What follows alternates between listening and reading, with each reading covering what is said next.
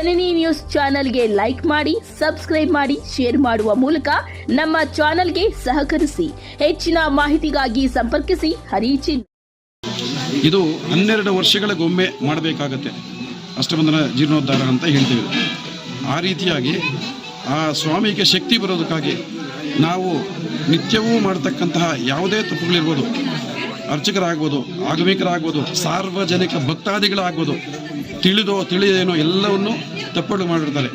ಮತ್ತು ಆ ಶಕ್ತಿ ಬಿಂಬಕ್ಕೆ ಶಕ್ತಿ ಬರಬೇಕು ಅಂದರೆ ಆಯಾಯ ಸಂದರ್ಭದಲ್ಲಿ ಆಯಾಯ ಮಂತ್ರಗಳಿಂದ ಹೋಮಗಳನ್ನು ಮಾಡ್ತಾ ಇರಬೇಕು. ಆವಾಗ ಶಕ್ತಿ ಇರುತ್ತೆ.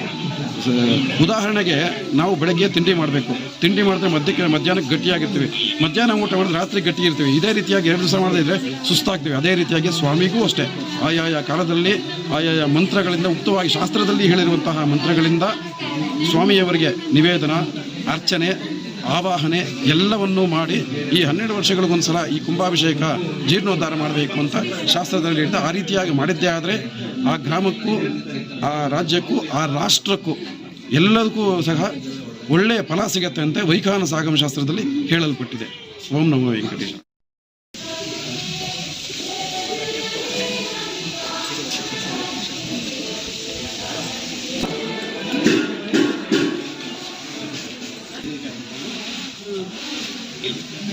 ಪಾದಗಳಿಗೆ ಇಲ್ಲೇ ತೆಂಗಿನಕಾಯಿ ಸ್ವಾಮಿ ಪಾದಗಳಿಗೆ ಅಲ್ಲಿ ಹೊಡ್ಕೊಂಡು ತೆಂಗಿನಕಾಯಿ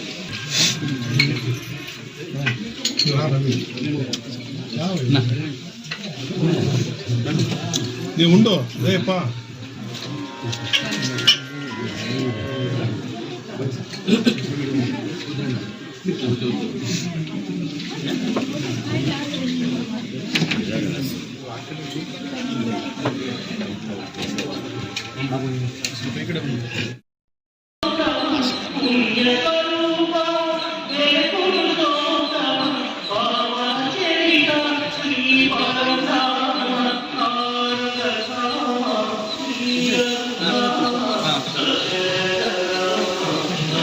तत्त्वायादास्तं विपरीतन दीर्घसुमङ्गली भव सुमङ्गलीर्यं वधायमानं समेतवश्चनं सौभाग्यवस्वे तत्त्वायादास्तं विपरीतन दीर्घसुमङ्गल्यानं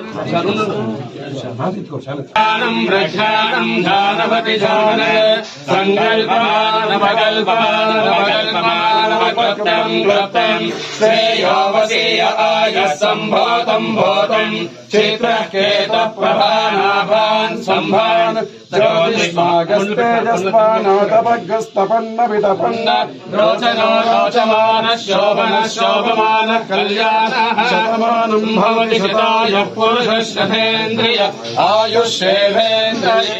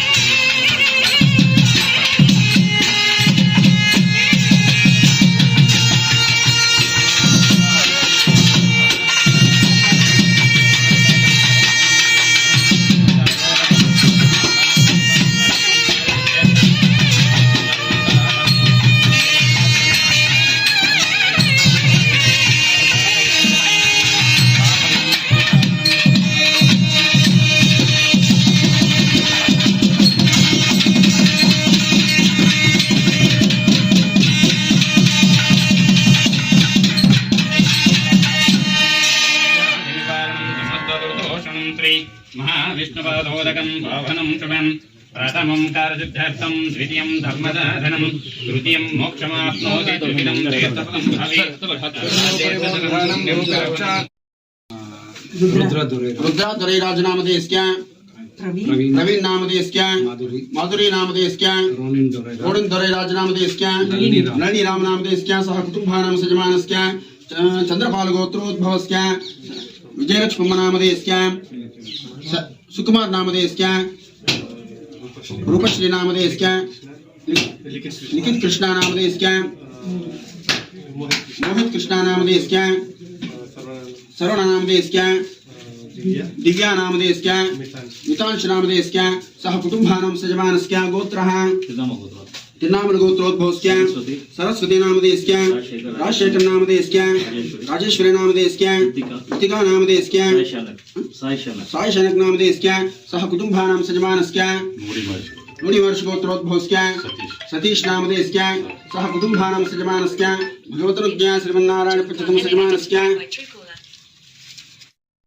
ಬಹಳ ವರ್ಷಗಳಿಂದ ಬೇಡಿಕೆ ಆಗಿತ್ತು ದೇವಸ್ಥಾನದ ಕಮಿಟಿಯವರಿಗೆ ದೇವ್ರದ್ದು ಕಳಶ ಸ್ಥಾಪನೆ ಆಗಿರೋ ಜಾಗದಲ್ಲಿ ಮತ್ತೆ ಅಲ್ಲೆಲ್ಲ ಪೇಂಟಿಂಗ್ ಆಗಬೇಕು ದೇವರುಗಳದ್ದು ಅಂತ ಅಂದ್ಬಿಟ್ಟು ಅದು ಈ ದಿನಗಳಲ್ಲಿ ಮಾಡಿಸ್ಕೊಂಡು ಬಂದಿರೋದ್ರಿಂದ ಅದೇ ವಿಶೇಷ ಇವತ್ತು ಶ್ರಾವಣಗಳಲ್ಲಿ ಆ ಕೆಲಸಗಳೆಲ್ಲನೂ ದೇವ್ರ ಕೆಲಸಗಳು ಏನಿದೆ ಅವೆಲ್ಲ ಪೂರ್ತಿಯಾಗಿದೆ ಅನ್ನೋದೇ ವಿಶೇಷವಾಗಿರುವಂಥದ್ದು. ಶ್ರಾವಣಗಳಲ್ಲಿ ನಾವು ಕೂಡ ದೇವರ ದರ್ಶನ ಮಾಡೋಕ್ಕೆ ಬಂದಿದ್ದೀವಿ. ರಾಜಗೋಪುರ ಗರ್ಭಗುಡಿ ಎಲ್ಲ ಜೀರ್ಣೋದ್ಧಾರ ಮಾಡಿ ಅದರ ಪೂಜೆ ಇವತ್ತು ಮಾಡಿದ್ದಾರೆ, ಪೂರ್ಣ ಸಂಕಲ್ಪ ಮಾಡಿದ್ದಾರೆ. ದೇವಸ್ಥಾನದ 29, 30, 31 ತಾರೀಕು ಗರ್ಭಗೃಹ ಜೀರ್ಣೋದ್ಧಾರ ಮತ್ತು ರಾಜಗೋಪುರ ಮತ್ತು ವಿಮಾನ ಗೋಪುರಗಳಿಗೆ ಮತ್ತು ಮಹಾಕುಂಭಾಭಿಷೇಕ ಕಾರ್ಯಕ್ರಮವನ್ನು ಇವತ್ತಿಗೆ ನಾವು ಮುಕ್ತಾಯ ಮಾಡ್ತೀವಿ. ನಾಳೆಯಿಂದ ಇವತ್ತಿಂದಲೇ ಭಕ್ತಾದಿಗಳಿಗೆ ದೇವಸ್ಥಾನದಿಂದ ದರ್ಶನಕ್ಕೆ ವ್ಯವಸ್ಥೆ ಮಾಡ್ಕೊಡ್ತೀವಿ. ಶ್ರಾವಣ ಮಾಸ ಸ್ಟಾರ್ಟ್ ಆಗೋದ್ರಿಂದ ನಾಳೆ ಶುಕ್ರವಾರ ಸಾಯಂಕಾಲ ದೇವಸ್ಥಾನದಿಂದ ತಪಸ್ಸು ಇರುತ್ತೆ ಮತ್ತು ಬೆಟ್ಟದೋತ್ಸವ ಶನಿವಾರ ಶ್ರಾವಣ ಮಾಸದಲ್ಲಿ ದೀಪ ಪೂಜೆಗಳು ಮತ್ತು ಇಲ್ಲಿನ ಸೇವೆಗಳು ಇವತ್ತಿಂದ ಪ್ರಾರಂಭ ಆಗುತ್ತೆ. ಭಕ್ತಾದಿಗಳು ಸೇವೆಯನ್ನು ಪಡ್ಕೊಂಡು ದೇವರ ಪಾತ್ರ ಅಂತ ನಾವು ದೇವಾಲಯದಿಂದ ಬಂಗಾರ ತಿರುಪತಿ ದೇವಸ್ಥಾನದ ಸಮಿತಿ ಪರವಾಗಿ ಇವತ್ತಿನ ದಿವಸ ಇಲ್ಲಿ ಈ ಜೀರ್ಣೋದ್ಧಾರ ಕೊನೆಯ ದಿವಸ ಇವತ್ತು ಜೀರ್ಣೋದ್ಧಾರ ಆದ ನಂತರ 3 ದಿವಸ ಪೂಜೆಗಳು ಇಟ್ಕೊಂಡಿದ್ವು. ಅದರಲ್ಲಿ 3ನೇ ದಿವಸ ಇವತ್ತು 31ನೇ ತಾರೀಕು. ಇವತ್ತು ಈ ದಿನಕ್ಕಾಗಿ ನಾವು ಸುಮಾರು 3 ತಿಂಗಳ ಹಿಂದೆ ಈ ಕಾರ್ಯವನ್ನು ಮಾಡಲಿಕ್ಕೆ ತೊಡಗಿದ್ವಿ. ನಮಗೆ ಭಯ ಆಯಿತು, 3 ತಿಂಗಳು ನಿಜವಾಗ್ಲೂ ಆಗುತ್ತೋ ಇಲ್ವೋ ಅನ್ನೋದು ಒಂದು ಭಯ ಇತ್ತು. ದೇವ್ರ ದಯೆಯಿಂದ ನಾವು ಇನ್ನು ಎಲ್ಲರೂ ನಮ್ಮಲ್ಲಿರ್ತಕ್ಕಂಥ ಎಲ್ಲ ನಮ್ಮ ಸದಸ್ಯರುಗಳು ಮತ್ತು ನಮ್ಮಲ್ಲಿ ಕೆಲಸ ಮಾಡ್ತಾ ಇರ್ತಕ್ಕಂಥ ನಮ್ಮ ನೌಕರರು ಎಲ್ಲರೂ ಸೇರಿ ಇವತ್ತು ಈ ಕಾಮಗಾರಿಯನ್ನು ಪೂರ್ಣಗೊಳಿಸಿ ಇವತ್ತಿನ ಈ ಒಂದು ಏನು ಕಾರ್ಯಕ್ರಮ ಇದೆ ತಗೊಳ್ಳಿಕ್ಕೆ ಅವಕಾಶ ಮಾಡೋದಕ್ಕೆ ಇದು ಏನು ಯಶಸ್ವಿ ಆದವು ಅಂತ ಹೇಳ್ಬೋದು. ಈ 3 ದಿನಗಳ ಕಾರ್ಯಕ್ರಮದಲ್ಲಿ ಸುಮಾರು ಸಾವಿರಾರು ಜನ ಬಂದು ಭಾಗವಹಿಸಿದ್ರು. ಅದರಲ್ಲಿ ಮುಖ್ಯವಾಗಿ ಮೊದಲನೇ ದಿವಸ ನಮ್ಮಲ್ಲಿರ್ತಕ್ಕಂಥ ಪ್ರತಿ ದಿವಸ ನಾವು ಯಾರು ಕೆಲಸ ಮಾಡಿಕೊಂಡು ಈ ದೇವಸ್ಥಾನದಲ್ಲಿ ಭಾಗವಹಿಸ್ಕೊಂಡು ಪೂಜೆಗಳೆಲ್ಲ ಭಾಗವಹಿಸ್ಕೊಂಡು ಮಾಡ್ತಾ ಇರ್ತಕ್ಕಂಥವ್ರು ಮಾತ್ರ ಪೂಜೆಗಳು ಇಟ್ಕೊಂಡಿದ್ವು. 2ನೇ ದಿವಸ ಮುಖ್ಯಸ್ಥರಲ್ಲಿ ನಮ್ಮ ರಮೇಶ್ ಕುಮಾರ್ ಸಾಹೇಬರು ಎಕ್ಸ್ ಸ್ಪೀಕರ್ ಆಗಿದ್ದಂಥವರು ಅವರು ಬಂದು ಪೂಜೆಗಳನ್ನು ನಡೆಸ್ಕೊಟ್ರು. ಬಹಳ ಚೆನ್ನಾಗಿ ಅವರು ಇಲ್ಲಿ ಬಂದು ಎಲ್ಲ ನೋಡಿ ಸಂತೋಷಪಟ್ಟು ಚೆನ್ನಾಗಿ ಮಾಡಿದ್ದೀರಿ ಮತ್ತು ಈ ರೀತಿಯಾದ ಮುಂದೆ ಇದನ್ನು ಮಾಡಬೇಕು ಅನ್ನೋ ಒಂದು ರೀತಿಯ ಮಾತಾಡೋದು. ಇವತ್ತಿನ ದಿವಸ ನಮ್ಮ ಇಲ್ಲಿನ ಶಾಸಕರು ರೂಪಮ್ಮನವರು ಅವರು ಬಂದರು. ಅವರು ಸುಮಾರಷ್ಟು ನಮ್ಮ ಈ ಕಾರ್ಯಕ್ರಮಗಳಲ್ಲಿ ಭಾಗವಹಿಸುವಂಥದ್ದು ಒಂದು ಅಭ್ಯಾಸವನ್ನು ಇಟ್ಕೊಂಡಿದ್ದಾರೆ. ಇವತ್ತು ಅವ್ರು ಬಂದ ಕೂಡಲೇ ಏನೇನು ಮಾಡಿದ್ದೀರಿ, ಏನೇನು ಮಾಡಬೇಕು ನೆಕ್ಸ್ಟ್ ನೀವು ಕರೆದುಬಿಟ್ಟು ನಮ್ಮ ಒಂದು ಮೀಟಿಂಗ್ ಕರೆದು ಮಾತಾಡೋಣ. ಅಂತ ಅನ್ನೋ ಮಾತನ್ನು ಇವತ್ತು ಅವರು ವ್ಯಕ್ತಪಡಿಸಿದರು. ಅದ್ರ ಜೊತೆಗೆ ಗೋವಿಂದ ಗೌಡರು ಅಂತ ಹೇಳಿ ಅವರು ನಮ್ಮ PLD bank DCC bank chairman ಆಗಿದ್ದಂಥವರು. ಅವರು ಸಾಕಷ್ಟು ಜನ ಸಂಪರ್ಕ ಮತ್ತು ಜನಸೇವೆ ಮಾಡಿದಂಥವ್ರು. ಅವರು ಬಂದು ಈ ಮಾತನ್ನು ಅವರು ಭಾಳ ಸಂತೋಷಪಟ್ಟರು. ಈ ಕಾರ್ಯಕ್ರಮವನ್ನು ಅವರು ಭಾಗವಹಿಸಿ ಇವತ್ತು ಸುಮಾರು ಈಗ ಈ ತನಕನೂ ಅವರು ಇದ್ದರು ನಮ್ಮೊಟ್ಟಿಗೆ. ಈ ಎಲ್ಲ ಕಾರ್ಯಕಲಾಪಗಳು ಬಂಗಾರ ತಿರುಪತಿ ದೇವಾಲಯದ ಜೀರ್ಣೋದ್ಧಾರ ಮಹಾ ಸಂಪ್ರೋಕ್ಷಣೆ ಕಾರ್ಯಕ್ರಮವು 29, 30, 31 ಈ 3 ದಿನಗಳ ಕಾಲ ವಿಶೇಷವಾಗಿ ನೆರವೇರಿದೆ. 1ನೇ ದಿನ ಸಾಯಂಕಾಲ ಸ್ವಸ್ತಿ ಪುಣ್ಯಾಹವಾಚನ, ಅಗ್ನಿಪ್ರಣಯನ, ವಾಸ್ತುಹೋಮ, ಶಾಲಾ ವಾಸ್ತು ಮತ್ತು ಬಾಲಾಲಯ ಕುಂಭಗಳಿಂದ ಯಾಗಶಾಲೆಗೆ ಕುಂಭಗಳನ್ನು ಆವಾಹನೆ ಮಾಡ್ಕೊಂಡ್ಬಂದು ಯಾಗಶಾಲೆಯಲ್ಲಿ ಸ್ಥಾಪನೆ, ಉತ್ಸವ ಮೂರ್ತಿಗಳ ಸ್ಥಾಪನೆ, ನಿತ್ಯ ಹೋಮ, ವಿಶೇಷ ಹೋಮಗಳನ್ನು ನಡೆಸಲಾಯಿತು. 2ನೇ ದಿನ ಅಂದರೆ ನಿನ್ನೆ 30ನೇ ತಾರೀಕು ಬೆಳಗ್ಗೆ ವಿಶೇಷವಾಗಿರ್ತಕ್ಕಂತಹ ಹೋಮಗಳು, ಹೌತ್ರಗಳು, ಯಜ್ಞಗಳು, ಯಾಗಗಳು ಮತ್ತು ಚತುರ್ದಶ ಕಲಶ ಸ್ನಾಪನ ಅಂತ ಸ್ವಾಮಿಯವರ ಗೋಪುರಗಳ ಶುದ್ಧಿಗಾಗಿ 14 ಕಲಶಗಳನ್ನಿಟ್ಟು ಪಂಚಶಯ್ಯಾದಿವಾಸ, ಜಲಾದಿವಾಸ, ಕ್ಷೀರಾದಿವಾಸಗಳನ್ನು ಮಾಡಿ ಎಲ್ಲವೂ ಶಾಸ್ತ್ರೋಕ್ತವಾಗಿ ಮಧ್ಯಾಹ್ನವನ್ನು ನೆರವೇರಿಸಲಾಗಿದೆ. ನಿನ್ನೆ ಸಾಯಂಕಾಲ ಅಂದರೆ 30ನೇ ತಾರೀಕು ಸಾಯಂಕಾಲ ವಿಶೇಷವಾಗಿ ಶುದ್ಧಿಗಾಗಿ ಪುಣ್ಯಾಹವಚನ, ಪಂಚಶಯ್ಯಾದಿವಾಸ ಅಂತ ಶಯ್ಯಾದಿವಾಸವನ್ನು ಮಾಡಿ ಹೌತ್ರ ಪ್ರಶಂಸನಾಪೂರ್ವಕವಾಗಿ ಈ ಗೋಪುರಗಳಲ್ಲಿರ್ತಕ್ಕಂತಹ ಎಲ್ಲ ಬಿಂಬಗಳಿಗೂ ಸಹ ಶಕ್ತಿ ಬರುವಂತಹ ರೀತಿಯಲ್ಲಿ ಈಂಕಾರಾದಿ ಹೋಮ, ಅಷ್ಟಾಶೀತಿ ಹೋಮ, ಸರ್ವದೈವತ್ಯ ಹೋಮ, ವಿಷ್ಣು ಪಾರಮಾತ್ಮಿಕ ಹೋಮ ಎಂಬತಕ್ಕಂತಹ ವಿಶೇಷ ಹೋಮಗಳನ್ನು ನಡೆಸಿ ಸಂಪನ್ನವಾಗಿದೆ.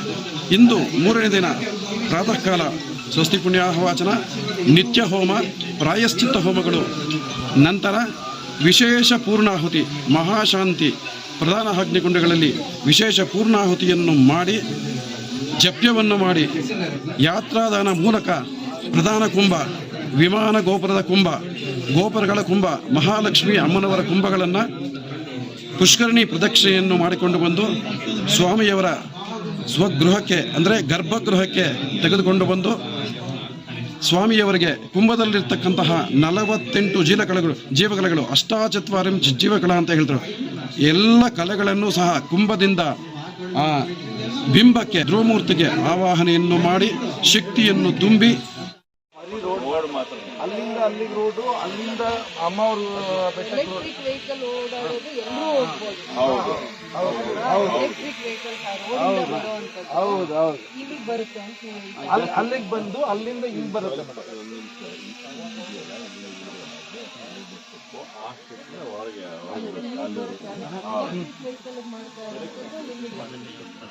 ಇಲ್ಲಿಗೆ ಬರುತ್ತೆ. ಇಲ್ಲಿ ಸುತ್ತಲೂ ಇಲ್ಲಿಗೆ ಬಂದ್ಬಿಡುತ್ತೆ, ಈ ಗೋಪುರಕ್ಕೆ ಬಂದ್ಬಿಡುತ್ತೆ. ಈ ಗೋಪುರಕ್ಕೆ ಈ ದೇವಸ್ಥಾನ ಇದೆಯಲ್ಲ ಅಲ್ಲ, 2 ಲಿಂಬದು ಮಾಡಿದ್ದಾರೆ. 1 ಕೋಟಿ 1 ಲಕ್ಷ ಅದಾಗಿದೆ. ನಾವು ಅದು ಬಿಟ್ಟು ಕೇಳ್ತಾ ಇರೋದು ಕಾಂಪೌಂಡ್ ಹಾಕ್ಸ್ಬೋದು. ಅಲ್ಲ, ಇದು 2 ಕೋಟಿ, ಅದನ್ನು ಕೋಟಿ ಮೇಡಮ್ ಸೇರಿಸಿ ಇದ್ರ ಜೊತೆಲಿ ಏನೇನು ಅನ್ಕೊಂಡಿದೀವಿ ಅನ್ನೋದು ಗೊತ್ತಾಗ್ಬಿಡ್ಬೇಕಲ್ಲ. ಹೌದು, ಏನೇನು ಅವ್ರಿಗೇನೋ ಇಂಪ್ರೂವ್ ಆಗಬೇಕು ದೇವಸ್ಥಾನದ ಬಗ್ಗೆ ಅವ್ರಿಗೇನು ಅಭಿಪ್ರಾಯ ಇದೆ?